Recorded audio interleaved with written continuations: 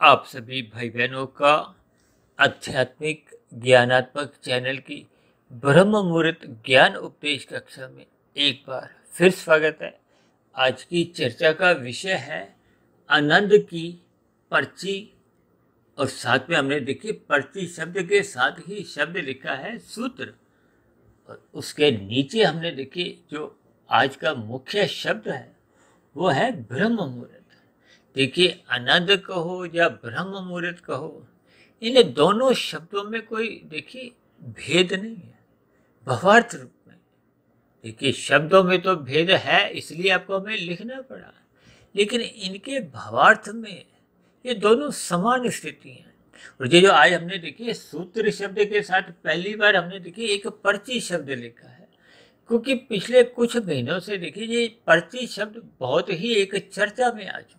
हालांकि कोई नया शब्द नहीं है, लेकिन एक साधारण मनुष्य उस पर्ची विशेष को 5 भौतिक विषयों से गंध, रस, रूप, स्पर्श और शब्द से जोड़ता है। ये सभी मात्र शब्द है। देखिए शब्द तो सारे ही भौतिक है, ये आनंद शब्द भी देखिए भौतिक है, लेकिन भावार्थ रूप में ये एक परमात्मा से जुड़ा हुआ है, क्योंकि परमात्मा को ही आनंद स्वरूप कहा जाता है, आत्मा को केवल ज्ञान स्वरूप ही कहा जाता है।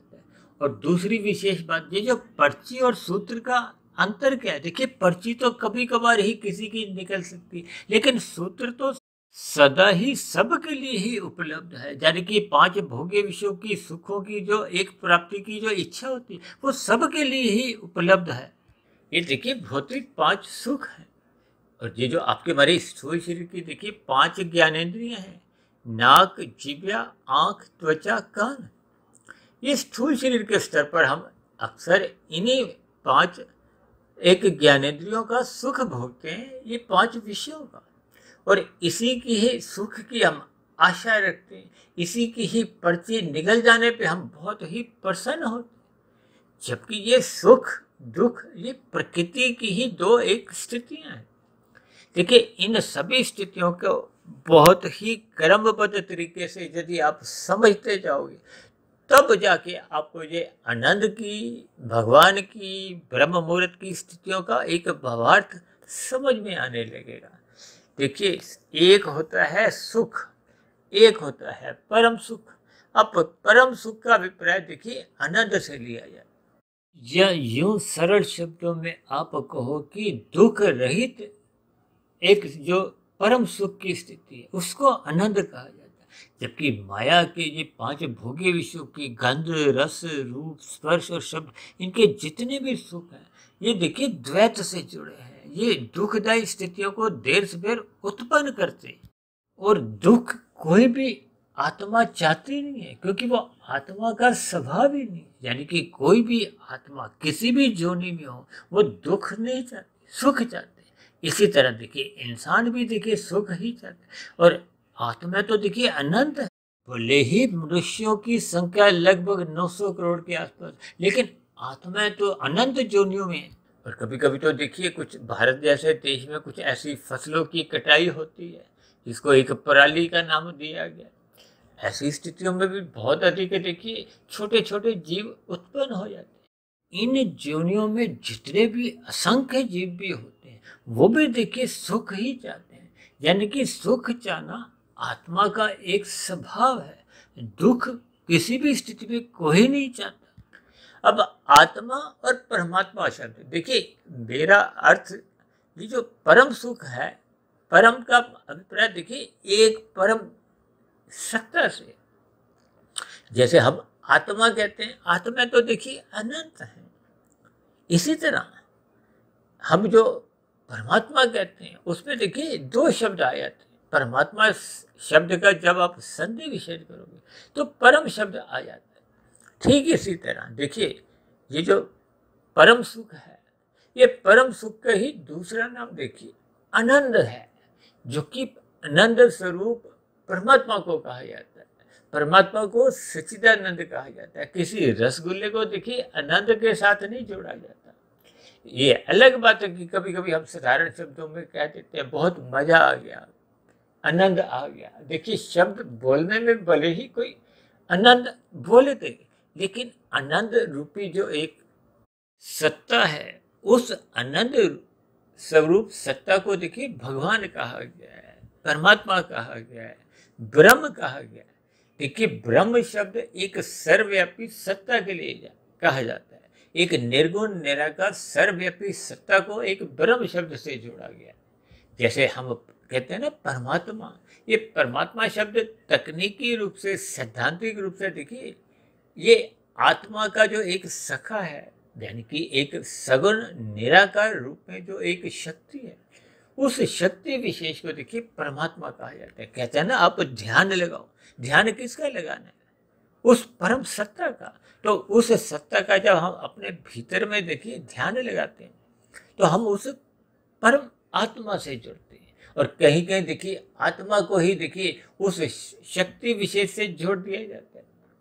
देखिए ये सभी भावार्थ की स्थिति है। ये जो हम शब्दों द्वारा प्रतिदिन समझाते हैं, ब्रह्म मुहूर्त ज्ञान उपदेश कक्षा, या शाम को हम संध्या बेला ज्ञान कक्षा में कुछ बात पर एक चर्चा करते हैं। और अब तो पिछले लगभग 2-1 महीने से हमने वो प्रश्नोत्तर ज्ञान कक्षा में कुछ 2 ढाई 3 मिनट की वीडियो में कुछ कठिन शब्दों के अर्थ समझाते हैं, या आप भाई बहनों के कुछ जैसे जैसे प्रश्न आने आरंभ हुए उन पर कुछ चर्चा कर देते हैं। लेकिन ये सभी स्थितियां हम सभी भाई बहनों को ज्ञान पूर्वक समझनी चाहिए। अक्सर एक साधारण मनुष्य देखिए सुख भले ही ढूंढता है, लेकिन परमात्मा के ज्ञान विज्ञान को समझ नहीं पाता। प्रकृति के 3 गुणों की स्थितियों को, जिसको भगवान श्री कृष्ण जी ने गीता में एक गूढ़तम ज्ञान कहा है, उस ज्ञान की स्थितियों को अपने जीवन में समझ नहीं पाता। ये जो हम बार बार कहते रहते हैं रात को जल्दी सो जाना चाहिए, सुबह ब्रह्म मुहूर्त में उठ जाना चाहिए, इन स्थितियों के पीछे का कारण ये प्रकृति के 3 गुणों की स्थितियां हैं। इन स्थितियों को जब तक हम ज्ञान पूर्वक समझेंगे नहीं, तब तक देखिए हम परमात्मा जो एक अनंत स्वरूप सत्ता है, देखिए ये तो माया की स्थिति है। ये तो 3 गुणों की स्थितियां हैं, तमोगुण, रजोगुण और सतोगुण। और अक्सर मैं आप भाई बहनों से बार बार विनती भी करता रहता हूँ कि गीता का 13वां और 14वां अध्याय बार बार पढ़ते रहो, क्योंकि हमारे देखिए ब्रह्म मुहूर्त ज्ञान उपदेश कक्षा में अक्सर कुछ ना कुछ हम गंभीर विषय लेते हैं।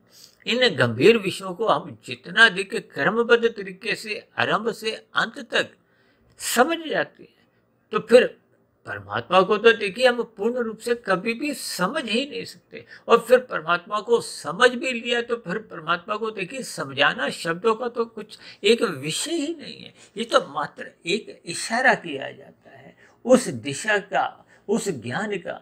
जैसा कि स्वयं ब्रह्मा जी ने ही परमात्मा के गुणों की, दिव्य गुणों की चर्चा करते करते अंत में स्वयं ब्रह्मा जी ने ही कहा कि नीति नीति।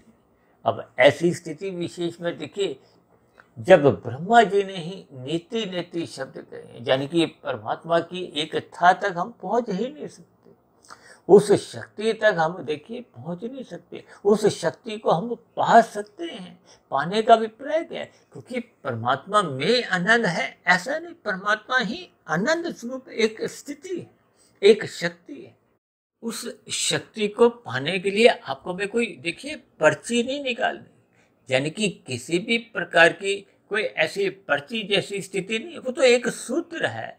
ये प्रकृति के 3 गुण क्रमबद्ध तरीके से प्रतिदिन ही आते हैं। ऐसा नहीं कि ये भारत में ही आते हैं, पाकिस्तान में नहीं आते, बांग्लादेश में नहीं आते, ये तो अमेरिका में भी आते हैं, इंग्लैंड में भी आते हैं, सब जगह आते हैं। ठीक है, सूर्य निकलने से पूर्व का जो 2 घंटे 40 मिनट की स्थिति है, उस स्थिति विशेष को तर्क संगत स्थितियों पर आप ब्रह्म मुहूर्त समझ सकते हो। देखिए 24 घंटे की स्थिति है, यानी कि 24 घंटे के दिन रात है। अब दिन रात में देखिए ये जो 3 गुण है ये नित्य बने रहते हैं। ये जो शब्द अक्सर हम बार बार कहते हैं ना सच्चिदानंद, ये सच्चिदानंद शब्द में ही देखिए सभी शास्त्रों का, यानी कि वेदों का ज्ञान को, उपनिषदों का, पुराण का, जितने भी दर्शन शास्त्र हैं, गीता, सब के सब देखिए इस एक शब्द के भीतर ही सब ज्ञान आ जाता है। कि आत्मा को तो देखिए तकनीकी रूप से ही ज्ञान स्वरूप कहा गया। ये तो जब आपके हमारी ज्ञान आवृत हो जाता है। आवृत किससे होता है? ये तमोगुण और रजोगुण की स्थितियों से। ये तमोगुण और रजोगुण की स्थितियां जब आपके हमारे कार्यशील में बिगड़ने लगती हैं, देखिए कार्यशील की परछाई ही आत्मा के ऊपर पड़ती है, जबकि आत्मा का ज्ञान कभी भी तकनीकी रूप से समाप्त नहीं होता, आवृत होता है। जैसे सूर्य के प्रकाश के आगे कभी कभी हमें दिखता है ना कि काले बादल आगे धुंधली स्थितियां बन जाती हैं। अक्सर मानसून के दिनों में तो दिन में ऐसी कितनी ही स्थितियां बादलों की कुछ ऐसी बन जाती हैं कि सूर्य का प्रकाश आप तक पहुंच नहीं पाता। वही एक स्थिति है कि जब जब हम देखिए परमात्मा से विमुख होते हैं, विमुख होने का अभिप्राय क्या है कि यदि आपके हमारी आत्मा का प्रकाश अपनी मूल स्थिति में नहीं है, वो ढक गया। ढकता किससे? ये रजोगुण और तमोगुण की स्थितियों से। अब तमोगुण और रजोगुण की सापेक्ष दृष्टिकोण से देखिए तमोगुण की एक और निकृष्ट स्थिति। अक्सर मैं एक उदाहरण देता ना, शाम को देखिए जैसे ही सूर्य अस्त होता है तो हम अपने घरों में प्रकाश किस लिए करते हैं? ताकि आपको हमें दिखाई दे। यदि हम प्रकाश अपने कमरे में नहीं करेंगे, रसोई में नहीं करेंगे, तो रसोई में हम कोई भी क्रियाएं देखिए अंधकार में कर ही नहीं सकते, खाना बना ही नहीं सकते। और यदि हम ड्राइंग रूम में या बेडरूम में बैठे हैं तो अपने कार्यों को हम संपन्न कर नहीं सकते, तो हम बल्ब ट्यूब जलाते हैं। तो उस बल्ब ट्यूब का क्या होता है कि उतने कुछ स्थान पे वो प्रकाश की स्थिति होती है, आपको हमें रखी हुई वस्तुएं नजर आती। अब यदि उस ट्यूब के ऊपर आप काले रंग का कोई कपड़ा डाल दो, कागज लगा दो, तो प्रकाश लगभग रुक जाता है, अंधकार में स्थितियां बन जाती। ठीक वही स्थिति देखिए तमोगुण की है। और यदि आप कोई पीला, नीला, हरा कुछ कपड़ा, रंगीन कपड़ा लगाते हो तो कुछ मध्यम मध्यम प्रकाश बाहर रहता है। अक्सर मैं देखिए तारे के प्रकाश को एक तमोगुण से जोड़ता हूँ। एक चांद के प्रकाश को, भले ही पूर्णिमा का चांद, उस पूर्णिमा के चांद को, उस प्रकाश को, उस धुंधली रोशनी को हम रजोगुण से जोड़ते हैं। देखिए रजोगुणी मनुष्य का बस ज्ञान इतना ही होता है, धुंधली स्थिति, उसको अधिक ज्ञान नहीं होता। जैसे धुंध में जब हम गाड़ी चलाते हैं तो आपको भी कितनी दूरी का नजर आता है? 50 फीट, 100 फीट, इससे आगे का तो नजर नहीं आता। और यदि धुंध बहुत गहरी हो जाए तो फिर उसको तो देखिए अगले 10 फीट तक की दूरी का भी नजर नहीं आता। इनके भावार्थ क्या है कि जब जब हम राशि विषय भोगों में लिप्त होते हैं, भोगते हैं, संसार में छलांगे लगाने लगते हैं, तो फिर आपका हमारा ज्ञान आवृत अधिक हो जाता है। आपको में अधिक दूरी का नजर नहीं आता, बस अपने सुख नजर आते हैं, परिवार के सुख नजर आते हैं। फिर ऐसी स्थिति में तो देखिए गली मोहल्ले के सुख भी नजर नहीं आते, तो शहर के अन्य लोगों के सुख कहाँ नजर आएंगे? देश के लोगों के हित कहाँ नजर आएंगे? इस ब्रह्मांड में रहने वाले अन्य देशों के हित नजर नहीं आएंगे।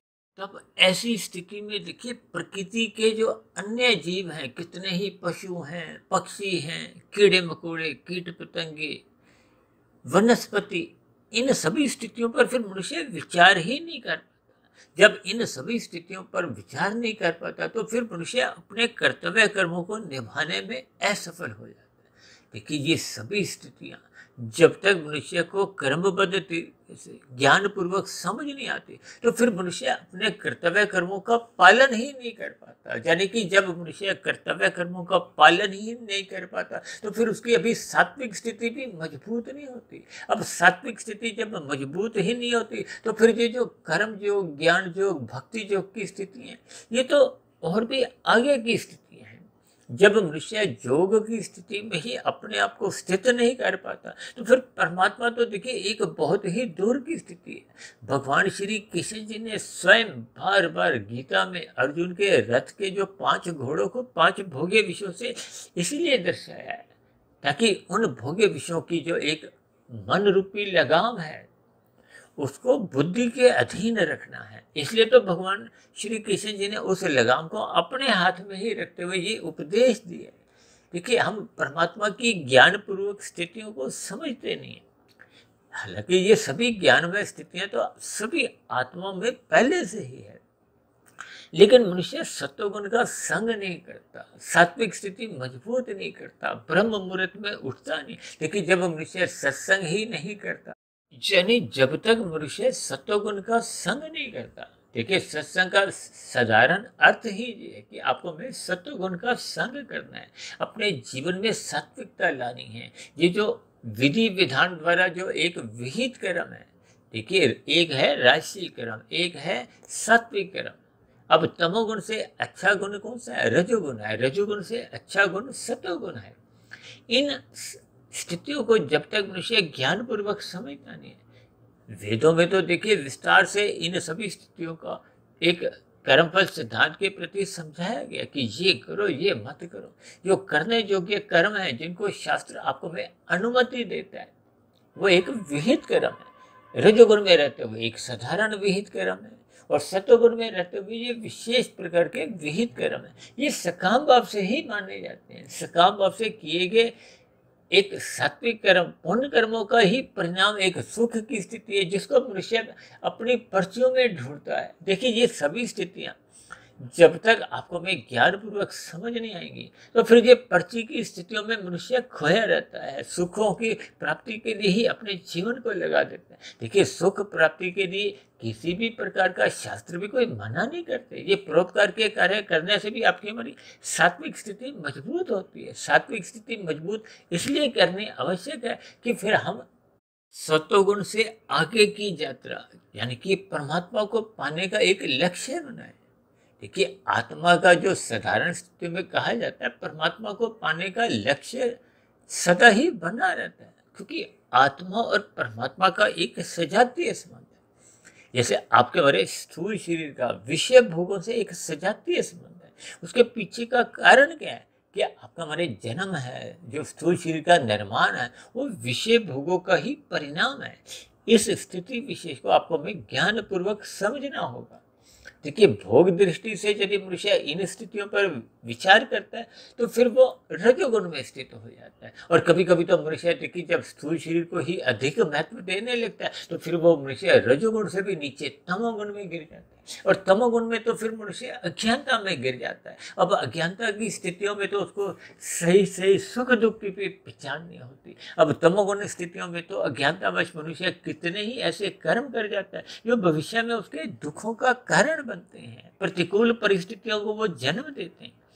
इन सभी स्थितियों पर आपको हमें ज्ञान पूर्वक चिंतन करना होगा। इसलिए हम बार बार कहते हैं रात को तमोगुण की स्थितियों में मनुष्य को सो जाना चाहिए, यानी कि रात को जल्दी सोना होगा। किस लिए? ताकि हम सुबह ब्रह्म मुहूर्त में उठ सके। क्योंकि आज हमने देखिए आनंद की पर्ची का अभिप्राय देखिए उस सूत्र से है, यानी कि ये पर्ची नहीं है, ये तो एक सूत्र है। यानी कि ये स्थितियों में यदि आप अपने आप को स्थित करते हो, तो आपको आनंद की झलकें मिलने लगती हैं। और जब आप पूर्ण विशुद्ध सत्वगुणी सत्ता को पा लेते हो, तो आप भी स्वयं ही आनंदमय स्थिति, यानी कि वो मायातीत की स्थिति को प्राप्त हो जाते हैं। देखिए ये एक सूत्र है। सूत्र का कभी भी देखिए किसी भी परिस्थिति में कोई खंडन होने का प्रश्न नहीं होता। यानी कि ये ब्रह्म मुहूर्त में उठने के लिए आपको में किसी भी प्रकार की कोई पर्ची नहीं ढूंढनी, या पर्ची निकलने का कोई इंतजार नहीं करना, क्योंकि हम सभी भाई बहन ब्रह्म मुहूर्त में उठने के लिए स्वतंत्र हैं। और शास्त्र तो बार बार कहते रहते हैं, जो जागत है सो पावत है, जो सोवत है सो खोवत है। देखिए ये एक सूत्र है। इस सूत्र के ऊपर भी यदि हम चिंतन करते हैं, अक्सर आपने पहले कभी मेरी किसी चर्चा में सुना होगा ना कि देखिए आज से 40, 50, 60 वर्ष पहले अक्सर प्रभात फेरी निकलने का कुछ ऐसी स्थितियां देखने को आती थी। आजकल भी देखिए प्रभात फेरियां निकलती हैं। भारत जैसे देश में देखिए दिवाली से कुछ रोज पहले कुछ ऐसी स्थितियां होती हैं, गुरुपुरब के पहले की कुछ ऐसी स्थितियां होती। ये प्रभात फेरी किस लिए निकाली जाती? ताकि मनुष्य जागे। किसके प्रति? ज्ञान के प्रति, परमात्मा के प्रति। क्योंकि मनुष्य जोनी में ही यदि हम जागते नहीं है, तो फिर नीचे की जो 80 लाख प्रकार की जोनियां, वो तो अचेत जोनी है। वो तो परमात्मा ने इसलिए उनको सुलाया हुआ है, ताकि उनको अपने मनुष्य जोनी में किए गए पाप कर्मों की जो एक प्रतिकूल परिस्थितियां या दुख भोगने पड़ रहे हैं, वो उनको पीड़ा नहीं दी है। देखिए परमात्मा तो एक परम दयालु सत्ता है। परमात्मा किसी को भी दुखी देख नहीं सकते। और ये जो हम बार बार कहते रहते हैं कि मैं दुखी हूँ, आप दुखी हो, किस लिए?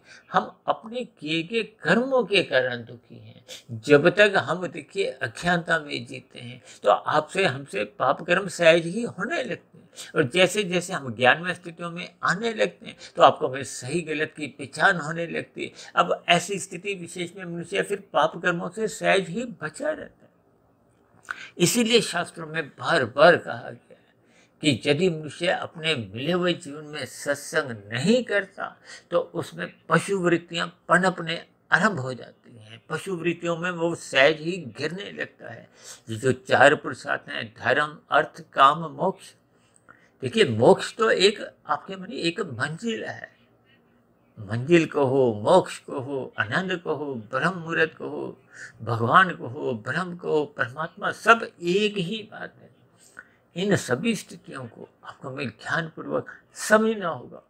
जब तक मनुष्य अपने अर्थ और काम को, देखिए धर्म प्रथम स्थान पे किस लिए रखा गया कि आपके हमारे जीवन में सत्वगुण की प्रथम स्थिति हो। ये जो अर्थ है ये देखिए तमोगुण की स्थिति है। ये तमोगुण की स्थिति में मनुष्य कब गिरता है? जब उसका रजोगुण बिगड़ने लगता है। और ये जो काम की स्थिति है, ये काम का अभिप्राय देखिए 5 विषय भोग ही, केवल अकेला काम से अभिप्राय उस काम से नहीं है।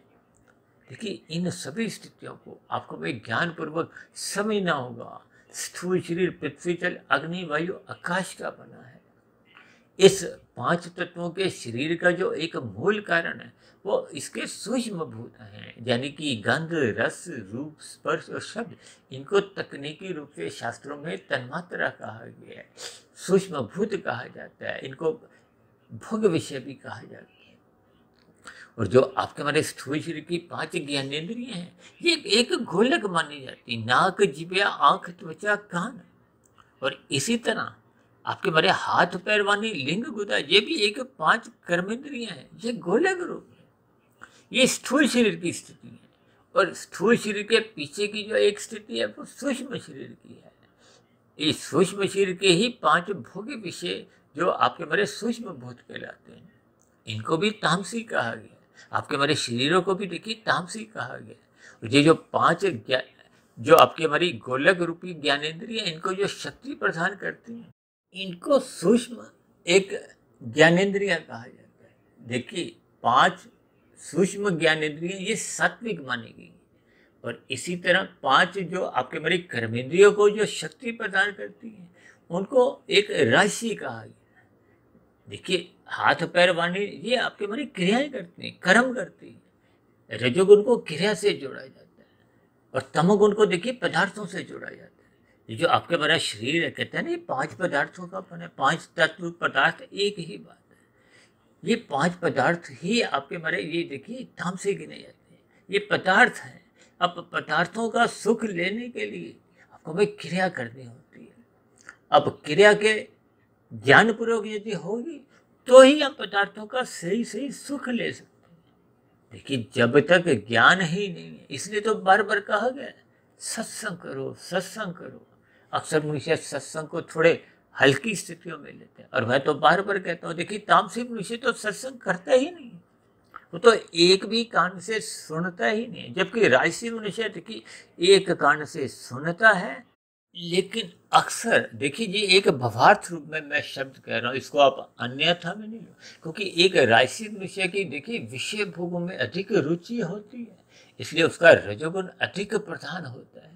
ऐसे मनुष्य देखिए ज्ञान की बातें सुनते हैं आधे अधूरे मन से और उसको अधिक समय तक रखते नहीं, जिसको मैं सरल शब्दों में कहता हूँ कि एक कान से सुनते हैं, दूसरे कान से निकाल देते हैं। अब एक कान और दूसरे कान के बीच का जो एक समय होता है वो उतने अंश में उसके एक मन बुद्धि के स्तर पर कुछ एक स्थितियां सकारात्मक बनती हैं। देखिए ये मात्र एक भावार्थ है। जबकि सात्विक मनुष्य देखिए सुनता है, फिर वो बाहर निकालता नहीं है, अपने मन बुद्धि के स्तर पर उस पर चिंतन करता है। देखिए जब तक हम चिंतन ही नहीं करते, इसलिए तो बार बार कहा है श्रद्धा पूर्वक सत्संग आरंभ से ही करो। श्रद्धापूर्वक सत्संग का अभिप्राय क्या है कि आपके बारे देखिए, चाहे आंखों द्वारा हम पढ़ते हो चाहे कानों द्वारा हम सुनते हैं, मन बुद्धि साथ में हम सम्मिलित होना चाहिए। अक्सर राजसी मनुष्य देखिए बेमन से सत्संग सुनता हुआ दिखाई देता है, पढ़ता हुआ दिखाई देता है। ऐसे कितने ही मनुष्य जो मेरी देखिए इन वीडियो को आरंभ से अंत तक सुनते नहीं है, बीच बीच में से सुनी और लास्ट में देखिए कुछ ऐसे धार्मिक वाक्य लिखते हुए छुट्टी कर देते हैं। छुट्टी का अभिप्राय एक कमेंट से लिख देते हैं। ऐसी स्थितियों से देखिए बात क्रम से अंत तक समझ नहीं आती। कभी कभी तो देखिए इन वीडियो को एक बार, दो बार, चार बार, 10 बार भी सुनना पड़ता है। इन सभी स्थितियों को सुनते समय कभी कभी लिख कॉपी पेंसिल लेकर लिखना भी होता है। देखिए ये सभी स्थितियाँ, कभी कभी तो मैं यहाँ तक भी कहता हूँ कि वीडियो सुनते समय चित्र पर अपनी निगाह बनाए रखो, ताकि बात क्रमबद्ध तरीके से आपको हमें समझ में आ जाए। क्योंकि कभी कभी हम देखिए वीडियो के चित्र में ही कुछ चिन्हों का इस्तेमाल करते हैं, कुछ ऐसे चिन्ह कुछ ऐसे दिखाते हैं कि उसमें कुछ स्थितियों का आपको क्रमबद्ध तरीके से आसानी हो। जैसे अध्यापक देखिए स्कूल में ब्लैक बोर्ड पे कुछ तालिकाएं बनाता हुआ कुछ समझाता है, तो मेरा भी एक प्रयास होता है कि जब कुछ गंभीर विषय होते हैं तो उनको कुछ चिन्हों द्वारा, कुछ अलग अलग रंगों द्वारा, अक्सर हम देखिए तमोगुण को काले रंग से दर्शाते हैं, ताकि ये एक निंदक स्थिति है। अब ये रामलीला के दिन आरंभ होने जा रहे हैं। अब रामलीला के दिनों में देखिए, अब देखोगे ना, रावण की सेना यानी कि आसुरी प्रवृत्तियां, बुराई को देखिए काले रंग से दर्शाया जाता है। तो रावण की सेना के जितने भी वो जो एक पात्र होते हैं उनको काले कपड़े पहनाए जाते हैं। इसका अभिप्राय है कि तमोगुण की हम निंदा करते हैं, ये अंधकार में स्थिति है, अज्ञानता की स्थिति है। जबकि रजोगुण को हम देखिए रंगीन रंग से दर्शाते हैं, क्योंकि ये संसार के विषय भोग जितने भी ये रंगीनियां हैं। शास्त्र तो देखिए स्त्री पुरुष के जो आपसी आकर्षण को भी रजोगुण से ही जोड़ते हैं, जबकि सत्वगुण को हम सफेद रंग से दर्शाते हैं। और आज की वीडियो की चित्र में तो देखिए सब कुछ सफेद ही सफेद है। इसके भावार्थ आपको हमें समझने होंगे। देखिए परमात्मा एक विशुद्ध सत्वगुणी सत्ता है। उस विशुद्ध सत्वगुणी सत्ता से जुड़ने के लिए आपकी हमारी सात्विक स्थिति मजबूत होनी चाहिए। अक्सर मैं कहता हूँ ना, ये जो कर्म योग, ज्ञान योग, भक्ति योग, ये देखिए योग की स्थितियाँ का अभिप्राय क्या है। जब मनुष्य निष्काम भाव से कर्म करता है, अपने कर्तव्य समझकर, फल की इच्छा नहीं। अब फल का अभिप्राय, ये जो हम बार बार सुखों को ढूंढते हैं, ये हम फलों को ढूंढते हैं। देखिए अनुकूल परिस्थितियों को ढूंढना ही सुखद स्थिति है। और शास्त्र बार बार कहते रहते हैं, ये जो सतोगुण में रहते हुए सुख अधिक मिलता है, रजोगुण में देखिए अल्पकालिक सुख होते हैं, दिखते हैं लेकिन अल्पकालिक होते हैं। और तमोगुण में तो देखिए सुख होता नहीं है, वो अज्ञानतावश उसको समझ लेता है। अब लोग शराब पीते हैं, मांसाहार भोजन का सेवन करते हैं। अब ये सभी स्थितियों में बहुत ही निम्न कोटि के देखिए सुख होते हैं, लेकिन उसके बदले में देखिए कितने ही गहरे दुख छिपे होते हैं, ये मनुष्य को पता नहीं चलता। और फिर बाद में देखिए जब उसका एक पाप कर्मों का परिणाम आता है, देखिए हम परीक्षा में जो जो लिख के आते हैं उन्हीं के ही परिणाम आते हैं, कोई परिणाम अलग से नहीं आते। क्योंकि कर्म पर सिद्धांत की एक स्थितियां हैं, उनका कभी कोई खंडन नहीं होता। शास्त्र तो बार बार समझाते हैं, ये करो ये मत करो। यदि हम निषेध कर्मों को करते हैं तो आपके मेरे चलान कटने अनिवार्य हैं। अब यहाँ देखिए यातायात के नियमों में आपके मेरे यदि चलान कोई नहीं भी कटता या मनुष्य कहीं इधर उधर एडजस्ट कर देता है, तो फिर वो परमात्मा की प्रकृति में तो देखिए वो एक आपके मेरे जो चलान उसी क्षण ही कट जाते हैं। यदि यहाँ के चलानों से मनुष्य बच भी गया तो परमात्मा की व्यवस्था में, प्रकृति की अदालत में आज तक कोई भी मनुष्य पाप कर्म करके यानी कि चलानों का भुगतान आपको में करना ही होता है। ये जो नीचे की 80 लाख प्रकार की तामसी योनियां हैं, ये 30 लाख तरह के पशु हैं, 10 लाख तरह के पक्षी, 11 लाख तरह के कीड़े मकोड़े, कीट पतंगे, 9 लाख तरह के समुद्र में रहने वाले जीव हैं। और 20 लाख तरह के देखिए पेड़ पौधे वनस्पति, ये जितने आप फल सब्जियां घर में रसोई में लाते हो खाते हो, ये सब जोनियां हैं। मिर्च मसाले ये भी सब जोनियां हैं। इन सभी स्थितियों पर जब आप चिंतन करोगे तो आपको प्रकृति का ज्ञान विज्ञान समझ में आने लगेगा। ये प्रकृति के 3 गुणों की स्थितियां समझ में आने लगेंगी। देखिए आज मेरा केवल इतना ही विषय है कि हम सभी भाई बहनों को ब्रह्म मुहूर्त में अवश्य ही उठना होगा। अपने मन बुद्धि को देखिए, मन तो देखिए कभी राजसी बन जाता है, कभी सात्विक बन जाता है, कभी तामसी भी बन जाता है, लेकिन मन के ऊपर एक तत्व है बुद्धि। अब बुद्धि को मन के ऊपर इसलिए रखा गया क्योंकि बुद्धि को सही गलत की पहचान है, मन को सही गलत की पहचान नहीं। मन तो देखिए फिसल जाता है। अक्सर आप दिन में देखिए आप कहीं भी विषय भोगों में कब फिसल जाओगे? यदि आपका कारण शरीर में, देखिए सूक्ष्म शरीर की तो अलग स्थिति है। एक कारण शरीर तो देखिए एक हमारी भद्रता है। जैसा जैसा हम स्थूल शरीर के स्तर पर करते रहते हैं दिन प्रतिदिन, वैसा वैसा वहाँ कारण शरीर में आपका हमारा कर्माशय तैयार होता है। कर्माशय के साथ साथ संस्कार तैयार होते हैं। ये नीचे की जोनियों में पाप कर्मों का नाश तो हो जाता है, लेकिन वो जो बुरा कर्माशय है, देखिए पाप कर्मों का कर्माशय तो नीचे की जोनियों में हजारों लाखों करोड़ों अरबों जोनियों में वो जीव भोग लेता है। लेकिन वो जो पाप कर्मों का एक बुरे संस्कार थे, वो नीचे की जोनियों में समाप्त नहीं होते। अक्सर मैं सरल शब्दों में कहता हूँ कि नीचे की जोनियों के एक संस्कारों की स्थिति को, उस कमरे को ही ताला लगा रहता है। ये ताला केवल मनुष्य जोनि में ही खुलता है। इसलिए तो कहा गया कि सत्संग करो, सत्संग करो, क्योंकि सत्संग करने से ही ये ताला कहो, ये जो बुरे संस्कार हैं ये क्रमशः कमजोर पड़ते हैं। अक्सर हम बार बार कहते हैं ना, श्रद्धापूर्वक सत्संग करो। ये श्रद्धापूर्वक सत्संग का अभिप्राय क्या है कि आप गंभीर होकर एकाग्र भाव से सुनते हो, पढ़ते हो। ये 1% की सफलता है। और इस श्रद्धापूर्वक किए गए सत्संग का जब आप ब्रह्म मुहूर्त में उठकर चिंतन करते हो, मनन करते हो, देखिए मैं बार बार अपनी चर्चाओं में ब्रह्म मुहूर्त को बहुत अधिक महत्व इसलिए देते हैं क्योंकि ये सत्वगुण की एक शुद्धतम स्थिति है। इसलिए इसका नाम देखिए ब्रह्म मुहूर्त पड़ गया। ये ब्रह्म मुहूर्त को, अमृत बेला, ये शब्द कुछ ऐसे हैं, ये एक शुद्धतम स्थिति को जोड़ते हैं। हालांकि माया की स्थिति है, ये शुद्धतम स्थिति तो नहीं है, लेकिन इस माया में देखिए ये जो 3 गुणों में तमोगुण से 10 गुना अच्छा रजोगुण कहा गया, रजोगुण से 10 गुना अच्छा सत्वगुण कहा गया।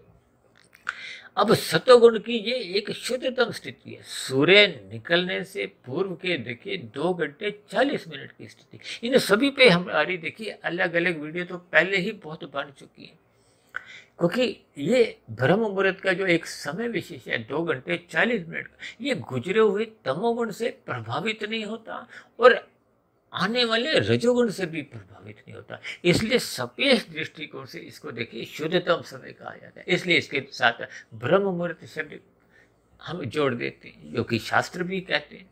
और ये जो मैं परमात्मा की प्रेरणा से, आशीर्वाद से पिछले 25 एक लगभग वर्षों से मैं तो 1-1:30 बजे उठ जाता हूँ, क्योंकि देखिए सोने के बाद उठने पे वो एक सात्विक स्थिति होती है। जबकि एक साधारण परिस्थितियों में तो देखिए 12, 1-1:30 बजे का, 2 बजे का समय तो देखिए एक तमोगुण की स्थितियां होती हैं।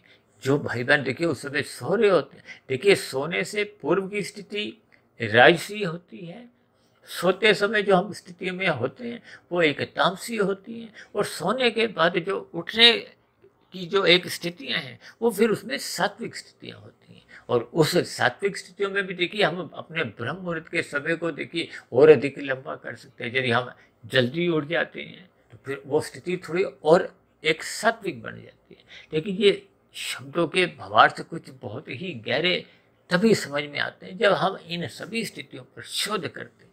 इसलिए तो कहा गया जब हम किए गए श्रद्धापूर्वक सत्संग पर चिंतन मनन करते रहते हैं तो ये शोध की स्थिति है। ये 10% की देखिए एक सफलता मानी गई। अब कार्य शरीर में देखिए शुभ संस्कार बनाने हैं और बुरे संस्कार समाप्त भी करते हैं। अब जैसे जैसे देखिए प्रकाश आता है वैसे वैसे उतने अनुपात में देखिए अंधकार भागने लगता। अब जब हम शुभ संस्कार बनाने लगते हैं तो इसका मतलब क्या है कि जब हम मन बुद्धि के स्तर पर चिंतन करते हैं, मनन करते हैं, शोध करते हैं, ये निरंतर प्रक्रिया 1 महीना, 1 साल, 10 साल, कभी कभी तो मेरा अपना एक व्यक्तिगत ऐसा मानना है कि देखिए कारण शरीर में शुभ संस्कार बनाने में और बुरे संस्कार मिटाने में, मिटाने का अभिप्राय दग्ध बीज करने से, जलाने से, ये पूरा जीवन भी छोटा पड़ जाता है। परमात्मा के आशीर्वाद से देखिए ये जो अभी तक हमने लगभग 1900 के आसपास जो वीडियो प्रसारित कर चुके हैं, ये सभी वीडियो देखिए इस ब्रह्म मुहूर्त के समय में ही बनी है। और ये इसलिए संभव हो पाया है क्योंकि मैं 12:30, 1, 1:30, 2 बजे जहाँ तक देखिए एक नींद खुलने की स्थितियाँ होती हैं, क्योंकि जल्दी सो जाने से फिर नींद भी जल्दी खुल जाती है। या मन में देखिए जब तीव्र इच्छा होती है, देखिए इच्छा से भी आगे जब एक जिज्ञासा होती है तो फिर सहज ही परमात्मा द्वारा वैसी अनुकूलताएं बनने लगती हैं। ये सभी स्थितियां देखिए जैसे जैसे हम ज्ञान के स्तर पर आगे निकलते जाते हैं तो फिर परमात्मा की देखिए अनुकूलताएं को, आशीर्वाद को वो सहज ही मिलने लगते हैं। देखिए आप अच्छे काम करोगे तो भी परमात्मा की शक्ति काम करती है, यदि आप बुरे काम करोगे तो भी परमात्मा की शक्ति काम करती है। अब फ्रिज में पानी देखिए ठंडा होता है, गीजर में पानी गर्म होता है, लेकिन दोनों में बिजली का प्रवाह तो एक समान सा है, यानी कि कोई अलग अलग बिजली नहीं है।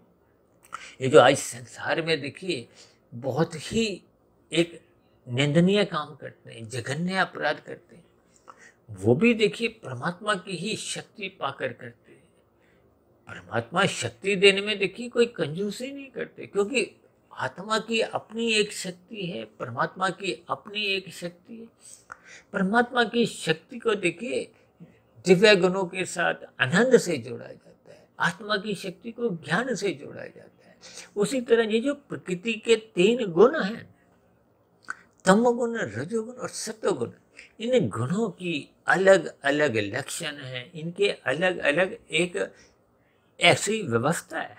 हालांकि तकनीकी रूप से तो ये तीनों गुण देखिए जड़ हैं, लेकिन वो यंत्र में गुणों का एक ऐसा स्वभाव है, वो फिर उस स्वभाव में जो परमात्मा की ब्रह्म शक्ति एक कार्य करती है तो फिर वो गुण अपने स्वभाव के अनुसार काम करते हैं। जैसे फ्रिज और गीजर का मैं उदाहरण देता हूँ, यानी कि शक्ति तो एक ही है। तमोगुण में भी देखिए वो ब्रह्म शक्ति निहित रहती है, रजोगुण में भी वो ब्रह्म शक्ति रहती है, और सत्वगुण में तो वो ब्रह्म शक्ति बनी ही रहती है। तो इन सभी स्थितियों पर आपको मैं चिंतन करते हुए ये जो ब्रह्म मुहूर्त में उठने का जो एक सूत्र है, आनंद पाने के लिए, यानी कि हमने अपनी आध्यात्मिक उन्नति की जो एक दरवाजे हैं वो साधना करते हुए खोलते जाना है। ये साधना करते करते मनुष्य की ये जो योग की स्थिति है, देखिए आरंभिक स्थिति कर्म योग है, उसके बाद ज्ञान योग की स्थिति है, उसके बाद भक्ति योग की स्थिति है। देखिए जैसे हम गाड़ी में गियर बदलते हैं ना, पहला गियर लगाया, दूसरा गियर, तीसरा गियर, चौथा गियर, तो गियर में देखिए वो अलग अलग कुछ ऐसी स्थितियां होती हैं कि उस पर आपकी हमारी गाड़ी की गति बढ़ने लगती है। ये सभी स्थितियां देखिए आपको मैं क्रमबद्ध तरीके से समझनी होगी। देखिए योग का अभिप्राय क्या है कि जब हम कोई भी कर्म करते हैं, अब जैसे राशि कर्म में देखिए हम एक साधारण पुण्य कर्म करते हैं, अपने सुख को सुनिश्चित करते हैं धर्मानुसार, विधि विधान द्वारा। दूसरों को हम सुख भी नहीं देते, दुख भी नहीं देते। सात्विक पुण्य कर्म वो माने जाते हैं जब हम विधि विधान द्वारा धर्मानुसार कर्म तो करते हैं, पहले दूसरों को सुख देते हैं, चाहे वो परोपकार के कार्य हो, पक्षियों को दाना देना, पशुओं को चारा देना, और भी देखिए परोपकार के विभिन्न कार्य हैं। ये जो धर्म के प्रचार के लिए हम धन लगाते हैं, समय लगाते हैं, जो भारत जैसे देश में देखिए विभिन्न भंडारों की स्थितियां होती हैं, अनाथालय खुलते हैं, वृद्धाश्रम चलाते हैं, ये सात्विक कर्म है। जब ये सकाम भाव से होते हैं तब ये आपको में एक विशेष प्रकार के सुख दिलवाते हैं। और यही कर्म जब हम निष्काम भाव से करते हैं तो ये आपको हमें परमात्मा से जोड़ते हैं। देखिए, निष्काम भाव से कर्म को ही अब कहते हैं ना, कर्म फल सिद्धांत। कर्म करने के साथ फल जुड़ जाता है। फल कौन सा है? माया की है, जिसको आप सुख और दुख कहते हो। देखिए, दुख एक प्रतिकूल परिस्थिति है, सुख एक अनुकूल परिस्थिति का नाम है। ये सुख दुख क्या ही, देखिए, ये संसार है। फिर भी शास्त्रों में कहा गया है कि ये संसार दुखालय है। और हमारी तो एक वीडियो बनी थी ना त्रिविध ताप के ऊपर, क्योंकि शास्त्र कहते हैं कि यहाँ त्रिविध ताप सभी के जीवन में बने रहते हैं। अब कोई देखिए बड़े से बड़ा उद्योगपति भी हो, हर रोज के चाहे वो 1000 करोड़ भी कमाता हो, दुख उसके जीवन में भी होते हैं। कोई राष्ट्रपति हो, प्रधानमंत्री हो, दुख उनके जीवन में भी रहते हैं। कोई बड़े से बड़ा देखिए सुपरस्टार फिल्मी जगत का हो, बड़े से बड़ा नामी गिनामी खिलाड़ी हो, जिनके साथ हम देखिए फोटो खिंचवाने में बहुत ही एक अपने आप को गौरवान्वित समझते हैं, उनके जीवन में भी देखिए दुख बने रहते हैं। अब दुखों की देखिए अलग अलग स्थितियां हैं। कोई देखिए 1000 रुपये कमा के सुखी होता है, कोई 1 लाख का कमा के भी दुखी होता है, क्योंकि उसको उम्मीद थी कि 10 लाख की कमाई होगी, वो 10 लाख की कमाई हुई नहीं, 1 लाख की हुई है, इसलिए वो दुखी है। देखिए, ये सब अलग अलग स्थितियां हैं। जैसे जैसे आपको ज्ञान की स्थितियां या परमात्मा के ज्ञान विज्ञान समझ में आने लगेगा, विशेष रूप से देखिए ये 3 गुणों की स्थितियां, जिनके ऊपर देखिए आज तक हमने लगभग 1900 वीडियो तो प्रसारित की हैं, तब भी ये ज्ञान की स्थितियां देखिए समाप्त नहीं होती, क्योंकि ये इतना गहरा विशाल सागर है, जिस पर आप जितना भी गहरे तल पर देखिए, कहते हैं ना ज्ञान की वर्षा में हम जितना भी नहा लें तब भी हम कहीं ना कहीं देखिए सूखे ही रहते हैं। इसलिए हम सभी भाई बहनों को अपनी दिनचर्या व्यवस्थित करनी होगी, और दिनचर्या व्यवस्थित तभी हो पाती है जब मनुष्य ब्रह्म मुहूर्त में उठने लगता है, और ब्रह्म मुहूर्त में उठने की स्थितियां तभी बनती हैं जब मनुष्य रात को जल्दी सोने लगता है। देखिए, ये सभी स्थितियां एक दूसरे से कुछ इस हिसाब से बंधी हुई हैं कि जब तक मनुष्य सत्संग नहीं करता तो फिर ये बातें क्रमबद्ध तरीके से मनुष्य को समझ नहीं आती। देखिए, इन 3 गुणों के ज्ञान विज्ञान को हम जितना बारीकी से समझ जाते हैं तो फिर कर्मफल सिद्धांत की बारीकियां भी मनुष्य को समझ में आने लगती है। और ये जो आपके मेरे 3 शरीर हैं, देखिए जन्म और मृत्यु तो स्थूल शरीर की होती है। अक्सर एक साधारण मनुष्य देखिए सूक्ष्म शरीर और कारण शरीर से कोई विशेष ज्ञान उसको समझ नहीं आता, क्योंकि देखिए कारण जैसा जैसा होगा, ये कारण शरीर में ही देखिए कर्माशय और संस्कार रहते हैं। यानी कारण शरीर के आधार पे ही अगली योनि का निर्धारण होता है, या यूं कहो कि ये 84 लाख प्रकार की योनियां एक कार्य है, शरीर है। एक हमने देखिए तकरीबन 3.5 वर्ष पहले एक वीडियो बनाई थी, वो बहुत लंबी वीडियो थी, शायद 3 घंटे के आसपास की थी, मनुष्य के मरने के बाद का अगला जन्म। अक्सर मनुष्य ऐसी लंबी लंबी वीडियो को देखिए सुनते नहीं है। भले ही 3 घंटे के देखिए लोग फिल्म देखने सिनेमा घर में जाते हैं, 1 घंटा जाने का 1 घंटा आने का भी लगाते हैं, और एक ही बार में फिल्म देख के आते हैं। कोई ऐसा नहीं कि आधी फिल्म आज देखेंगे, आधी फिर कल दोबारा आएंगे। लेकिन ये शास्त्रों की बातों पर मनुष्य की कोई विशेष रुचि होती नहीं, इसलिए वो फलस्वरूप वो देखिए ऐसी लंबी लंबी वीडियो को वो आरंभ से अंत तक एक ही स्थिति में सुनते नहीं है। अब इसमें आप मनुष्य की एक रुचि कहो, कुछ समय की स्थितियां कहो, देखिए इन सभी स्थितियों को आपको मैं ज्ञानपूर्वक समझना होगा। हम जैसे जैसे परमात्मा का ज्ञान विज्ञान समझ जाते हैं, उतने उतने अनुपात में फिर आपकी हमारी दिनचर्या सात्विक बनती जाती है। सात्विक दिनचर्या जितनी अधिक मजबूत होगी, फिर ये जो कर्म योग ज्ञान योग भक्ति योग की जो एक स्थिति है, ये उस पर एक सहज ही बनना आरंभ हो जाती है। जैसे कहते हैं ना, ये बहुमंजिला इमारत बनानी हो तो ये नींव बहुत अधिक मजबूत होती है। अभी कुछ दिन पहले देखिए नेपाल में और भारत में भी कुछ भूकंप के जो एक स्थितियां बनी थी, तो यदि भूकंप आएगा, यहाँ भूकंप आने का अभिप्राय देखिए आपके हमारे जीवन में कभी कभी कुछ ऐसी स्थितियां बन जाती हैं मनुष्य साधना कमज़ोर कर देता है, छोड़ भी देते हैं। यानी कि हम सभी भाई बहनों को अपनी सात्विक स्थिति मजबूत करनी चाहिए। ये नींव है। देखिए, सत्वगुण जितना अधिक मजबूत होगा, फिर उसके ऊपर ये जो कर्म योग, ज्ञान योग, भक्ति योग रूपी ये बहुमंजिला इमारतें बन सकती हैं, योग की स्थितियां बन सकती हैं, ठहर सकती हैं।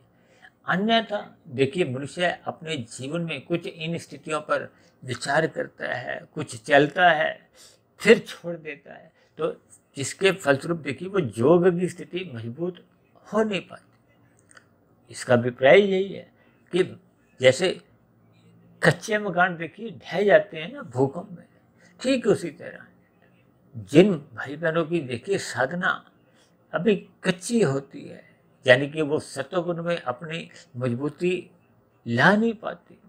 देखिए, राजसी स्थिति जब तक मर्यादा में नहीं रहती, और ये राजसी स्थिति मर्यादा में रखने के लिए भगवान श्री कृष्ण जी ने उन 5 घोड़ों की लगाम को अपने हाथ में रखा है। यानी कि रजोगुण को सत्वगुण की लगाम से नियंत्रण में रखना होता है। जब तक रजोगुण नियंत्रण में रहता है तो फिर मनुष्य कभी भी तमोगुण में गिरता नहीं, क्योंकि तमोगुण में गिरना ही वो उसकी साधना को व्यर्थ कर देता है, कमजोर कर देता है। देखिए, ये 3 गुणों की स्थितियों को जितना जितना हम क्रमबद्ध तरीके से इन गुणों के खेल को समझ लेंगे, फिर उतना उतना आपका हमारा जीवन एक सार्थक दिशा की ओर सहज ही चलने लगता है। फिर सहज ही ब्रह्म मुहूर्त में उठने की स्थितियां बनने लगती हैं, और फिर ब्रह्म मुहूर्त में उठने के साथ साथ मनुष्य का और अधिक जल्दी उठने की स्थितियां बनने लगती हैं। ये सभी स्थितियां तभी आपके हमारे जीवन में बनती हैं जब आपका हमारा मोक्ष प्राप्ति का, परमात्मा प्राप्ति का, आनंद प्राप्ति का एक लक्ष्य बन जाता है। क्योंकि ये जो सुख दुख की जो एक स्थितियां हैं, ये संसारी स्थिति हैं। देखिए, तमोगुण रजोगुण की अलग स्थितियां हैं, सत्वगुण की अलग स्थिति हैं। सापेक्ष दृष्टिकोण से तो देखिए, सत्वगुण को भी एक अंतिम स्थिति में एक बाधक कहा जाता है, लेकिन वो बहुत ही ऊपर की स्थितियां होती हैं। इन सभी स्थितियों पर आपको मैं क्रमबद्ध तरीके से ज्ञानपूर्वक चिंतन करते हुए सर्वप्रथम रात को जल्दी सोना होगा, और ब्रह्म मुहूर्त में उठकर अपने आनंद की पर्ची को स्वयं ही खोलना होगा, ताकि हम अपने मिले हुए जीवन को सफल कर सकें, सार्थक कर सकें। मेरा तो देखिए एक व्यक्तिगत ऐसा और मानना भी है कि ये जो सतयुग, त्रेता, द्वापर और कलयुग की स्थिति है, ये भी देखिए प्रतिदिन ही आपके हमारे जीवन में आती है। ये ब्रह्म मुहूर्त को आप सतयुग से जोड़ सकते हो, ब्रह्म मुहूर्त के बाद की स्थितियों को आप त्रेता युग से जोड़ सकते हो, और दिन की जो स्थितियां होती हैं वो द्वापर युग की होती हैं। और सूर्य ढलते ही कुछ ऐसी स्थितियां जो एक मोहजनक स्थितियां होती हैं, यानी कि सूर्य ढलने के बाद की स्थितियों को आप तमोगुण से जोड़ सकते हो, अंधकार में स्थितियां। देखिए, शास्त्रों में तो कलयुग की 5 स्थितियां समझाई गई हैं: धूत कीड़ा, मद्यपान, स्त्री संग, हिंसा और अनीतिगत कार्यों से कमाया गया धन। अक्सर देखिए, आप भारत जैसे देश में ये भागवत पुराण की बहुत कथाएं होती हैं, जो कि 7 दिवसीय यज्ञ के नाम से भी अक्सर जानी जाती हैं। उसमें अक्सर इस कलयुग की स्थितियों पर विशेष चर्चाएं होती हैं। इन सभी स्थितियों की आपको मैं ज्ञानपूर्वक एक अध्ययन करना चाहिए। और मनुष्य आज देखिए, इन 5 स्थितियों में जाने से कहीं भी कोई लज्जा महसूस नहीं करता। अब ऐसी स्थितियों में देखिए, जब मनुष्य इन तामसी स्थितियों में जाने से परहेज नहीं करता, तो फिर उसकी ज्ञान की स्थितियां मजबूत हो नहीं पाती। जब ज्ञान की स्थितियां आधी अधूरी कमजोर रहती हैं, तो फिर मनुष्य का ब्रह्म मुहूर्त में उठना एक सार्थक नहीं हो पाता। यानी कि ये जो हम आनंद की पर्ची ढूंढते हैं, यानी कि परमात्मा से आपको में संबंध जो स्थापित करना है, वो निरंतर साधना करते रहने से ही स्थापित हो सकता है। जैसे आईएएस की परीक्षा में देखिए, पहले आपको हमें प्रिलिमिनरी टेस्ट पास करना होता है, फिर मुख्य परीक्षा में हम और आप उत्तीर्ण होकर आईएएस अधिकारी बन पाते हैं।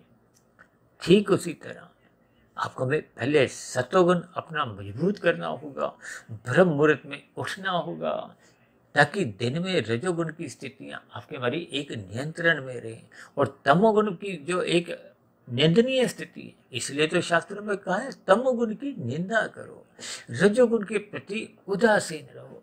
आज मनुष्य देखिए रजोगुण की प्राप्ति के लिए ही एक छलांगे लगाता है, उसी के लिए छल कपट ठगी अनीतिगत कार्य करने से भी परहेज नहीं करता। तो फिर ऐसी स्थिति में देखिए सत्वगुण की नींव आधी अधूरी कमजोर ही रहती है, यानी कि हम दो चार उस नींव में ईंटें लगाते हैं, यानी कि ये कर्मकांड जैसी स्थितियां बनाते हैं, फिर वो आधी अधूरी स्थितियां रहती हैं। वो आपका हमारे जो एक मूल ज्ञान की स्थितियां हैं वो बन नहीं पाती, यानी सत्वगुणी इमारत की जो एक नींव है वो सही से बन नहीं पाती।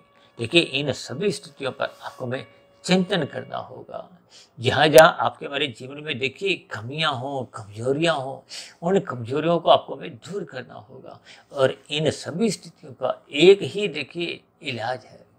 जैसे डॉक्टर आपका हमारे रोग का इलाज करने के लिए कारण को ढूंढता है, कारण को ठीक करता है, ठीक इसी तरह हम सभी भाई बहनों को अपने मिले हुए जीवन में कार्यशील को शुद्ध करना है। कार्यशील को शुद्ध करने के लिए ही देखिए श्रद्धापूर्वक सत्संग करना एक आरंभिक स्थिति है। फिर उसका मन बुद्धि के स्तर पर चिंतन मनन करना चाहिए ब्रह्म मुहूर्त में उठकर। ये स्थितियां जब निरंतर आपके हमारे जीवन का एक हिस्सा बन जाती हैं, देखिए चाहे आपका मिला हुआ जीवन समाप्त हो जाए तो ये निरंतर स्थिति बनी रहने से फिर आपको हमें अगली फिर मनुष्य जोनी मिलती है, संस्कारी माता पिता मिलते हैं और फिर गुरुजनों का पुनः संग मिलता है, जिससे हम आगे की आध्यात्मिक उन्नति पे फिर सहज ही लग जाते हैं। देखिए आज वर्तमान जीवन में जिन जिन भाई बहनों की जो सत्संग की स्थितियां वो श्रद्धापूर्वक होती हैं, वो पूर्व के मनुष्य जोनी में इन सभी स्थितियों पर अपनी साधना आरंभ कर चुके होते हैं।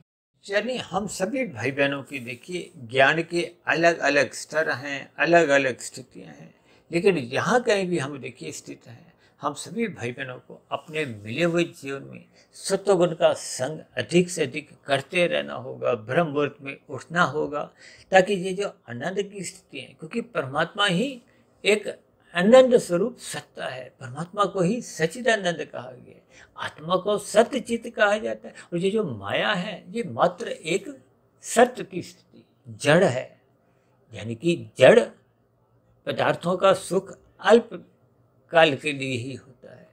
इन सभी स्थितियों को ज्ञानपूर्वक समझते हुए आपको में आनंद से जुड़ना है, परमात्मा से जुड़ना है। तो ऐसी सभी आनंद स्वरूप स्थितियाँ यानी कि ब्रह्म मुहूर्त में उठने की स्थितियाँ आपके हमारे जीवन में भी बनना आरंभ हो जाए। इन्हीं शुभकामनाओं के साथ अब चर्चा विशेष को यहीं विश्राम देते हैं। शाम को फिर मिलते हैं संध्या बेला ज्ञान कक्षा में। तब तक आप अपने आध्यात्मिक मित्र सुधीर भाटिया फकीर को इजाज़त दें। फिर भी वीडियो संबंधित आपके मन में कोई प्रश्न उठ रहे हों, कोई मेरी कही गई बातों पे ही आपको किसी प्रकार की कोई आपत्ति हो, कोई मेरी कही गई बातें आपको आधी अधूरी लगती हों, यानी किसी भी प्रकार की यदि आपकी कोई आपत्ति हो, शिकायत हो, तो नीचे दिए गए कमेंट्स बॉक्स पर आपके प्रश्नों का, आपके सुझावों का और आपकी शिकायतों का सदा ही स्वागत है। चर्चा विशेष को ध्यानपूर्वक सुनने के लिए आप सभी भाई बहनों का बहुत बहुत धन्यवाद।